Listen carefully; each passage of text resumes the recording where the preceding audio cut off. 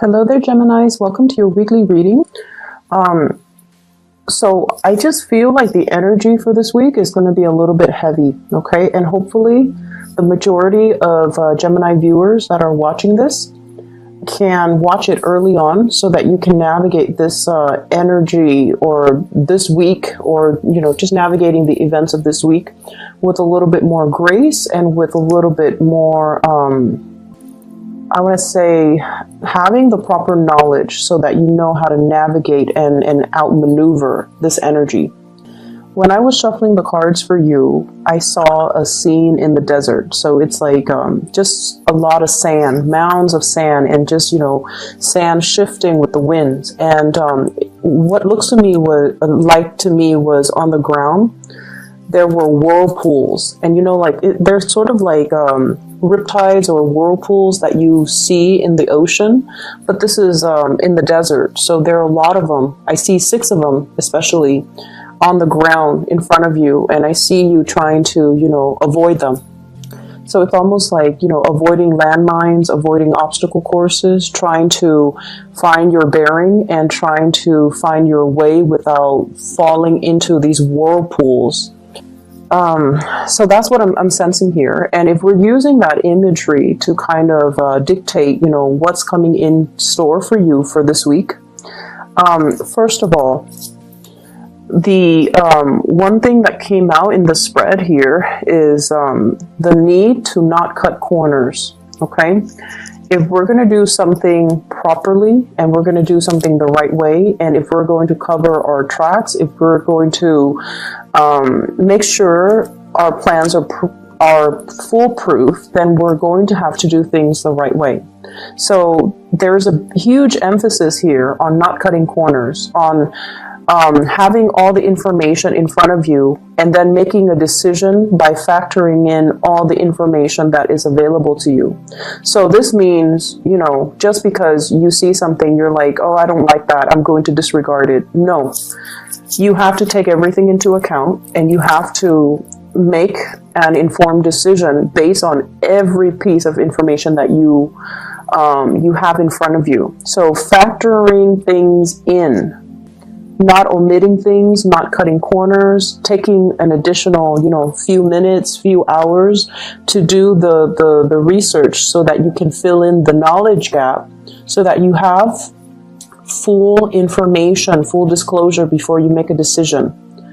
I do see conflict coming into the picture, and this is like institution, so possibly in the work front, in the family front as well. What I have here is the Hierophant.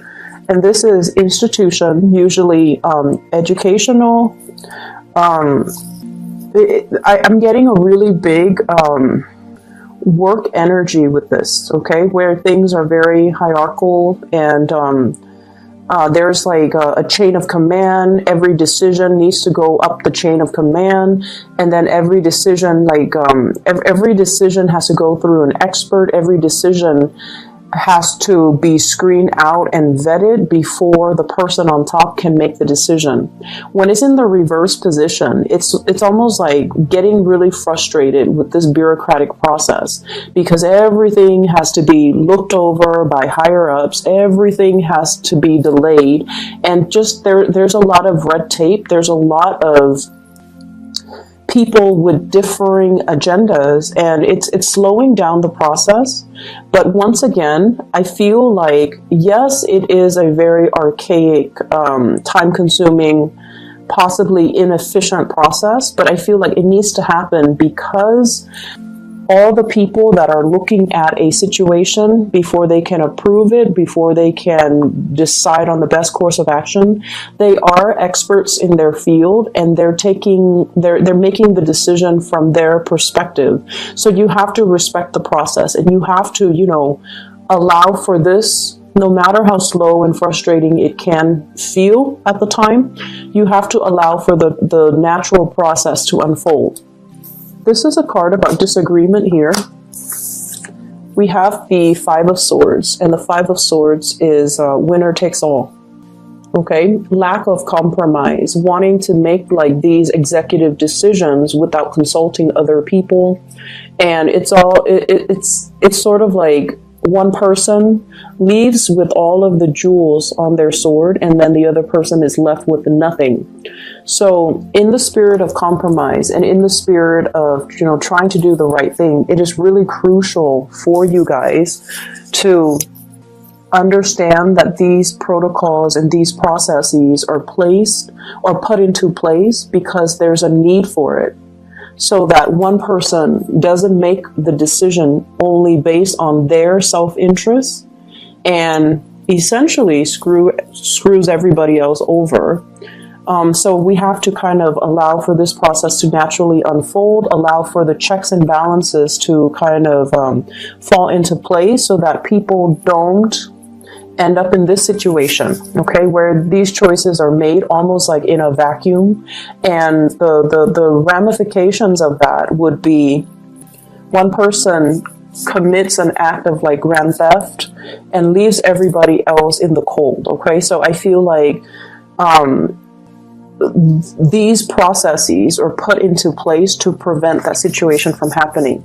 So there is a major power struggle that I'm feeling here, push and pull types of energy between one person with their own agenda and another person with things that they want to see happen. And there is a lack of compromise. There is a lack of mutual understanding. There's a lack of being able to put ourselves in somebody else's shoes so that we can understand where they're coming from. This is a conflict that I feel where two people cannot see eye to eye with one another. They essentially have the same goals. They do want to sail away from this. So like you and another person, you both, believe it or not, have the same goals, have the same understanding. This is the Ten of Pentacles, building a legacy for yourself, leaving something behind. Stabilizing your financial future, having financial backing, having a financial foundation on which you can build, especially a family, a relationship, a work situation. So you both want the same things. And you both are at a point where you both can collaborate and communicate and compromise in order to reach this really exalted space. But egos are getting in the way. Egos, conflict, communication, back and forth, banter that kind of escalates and exacerbates a conflict, okay? So there's a lot of ego issues coming into the picture that's disallowing two people from being able to build together and being able to see that, you know what, we actually have the same goals, we have the same agenda. So that's what I'm feeling here. And if this is an ongoing conflict, I feel like it is coming, it is being revisited, or it is returning into the present moment. We have here the Ten of Swords in the reverse. So this is the reemergence of something that we thought was dead and gone, and now is making a comeback. Okay, so I'm feeling greatly some secrets being coming forth, some major revelation, something being unearthed. Okay, so it's almost like and this is not literally speaking, this is just figuratively speaking. It's almost like digging up somebody's grave, and there's a tombstone with the person's name, and everyone went to the funeral, and everyone watched the person in the casket being lowered into the ground, and everyone puts on their flowers, and the groundskeeper shovels dirt onto the coffin. It's almost like unearthing, like digging up the casket, opening it up, and then realizing there's no body in there. So once again, that is a figurative, a way of explaining this. It's not literal, but I feel it's almost like just something like that, a sleight of hand or a situation that everyone knew to be true, but then for this week, it's not true. Somebody kind of did a switcheroo, or somebody did a sleight of hand trick, and then the situation is not what it seemed. All of a sudden, the situation is not what it seemed. And so you're given all of this information, and you're trying to unravel it to figure out what exactly happened. What is the motive behind that? Why would someone do that? Who would be able to pull that off?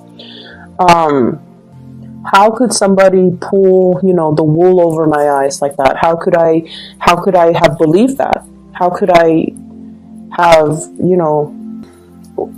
why didn't I know? So I'm seeing all of these questions, and I feel like it's such a dramatic week, like the events that unfold, and I feel like it happens in succession too. It's not just one major big revelation. It's sort of like events culminating, leading up to this major big revelation. So I'm a believer of signs from the universe, signs from your spirit guides. And I feel like you were hit with many different signs along the way leading towards this major revelation. So I almost feel inclined to say, like, this should not come as a surprise to you. But that's what I'm feeling. It's almost like all the signs were there, little by little, moving you towards this big revelation, or preparing you for this big revelation. And I feel like maybe the signs were ignored. Maybe somebody was, it's like the red herring distracting you from other things. And in the process of being distracted, you were not able to see the signs, or you were not able to, there's a big sleight of hand energy here where I feel like it could come from you, Geminis, or it could come from your environment, okay? But there's something here where it's almost like being so tunnel vision and so focused on some aspect of things, and we're missing the whole picture. So going back to that first image that I saw, I feel like it's shifting sands, okay? It's almost like that mirage in the desert. What we think is our destination, we're heading towards the oasis, and we're trying to find refuge away from the heat and the scorchiness and just the dryness of the desert, heading towards this oasis, and we feel like it's in front of us, but then everything turns out to be a mirage. And then we're left with, these whirlpools of sand that you have to kind of maneuver your way through. So I just see everything as a series of events that allows you to see that everything is very fluid, that everything is like shifting sands under your feet. Needless to say, there is a big need here to be firmly grounded, okay? The decisions that you make, the things that you're planning, and whatever it is that you're planning to do. I feel for some of you, talking to a boss, and the boss is not able to give you anything definitive. Like, we don't know yet. We need to get the projections for next year, so we're not going to be able to, approve that raise, open up that position, decide on a course of action, finalize the contract. So everything is like on hold, and everything is just like contingent upon other things. So I feel like if that's the case, you might be frustrated. You want to move things along. But once again, everything is built on shifting sands. And the desert landscape, it changes too with the weather. There could be, very severe windstorm. And it changes the mounds, it changes just the landscape. So what was there yesterday might look very, very different the next day. And so if you're used to one way of doing things, you're going to have to quickly adapt to these shifting sands and do things a different way. And it's going to be frustrating because when you're in the midst of this, it is not your place to be able to ask these questions. Why are we switching protocol? Why are we changing our objectives? Why are we changing our agendas? And I would say that, the reason why we have to do this is to accommodate some recent big changes, to accommodate and make room for new things. New things might be better, or to just accommodate the climate that we're in. So I feel like it can feel a little bit frustrating. I see for others too, this is in regards to your significant relationship, okay? There's definitely a situation where things were building up, and I see like concentric circles, small, medium, getting bigger and bigger. So things are culminating in your love relationships, and I feel like many of you have been with somebody or are staying with somebody that you're no longer in love with. And you have flirted with the idea of, divorce, separation, hightailing it out of there are the words that I'm hearing. Like, I don't want to be involved in this anymore. Emotionally, I'm spent. I am no longer emotionally invested in it. But the financial burden, if you were to get divorced, is really, really, really big. It's almost like, so let me show you the cards. 10 of Pentacles, family. 10 of Cups in the reverse. 10 of Cups in the reverse is like no longer seeing eye to eye with the other person, no longer in love with the other person. But here's the catch.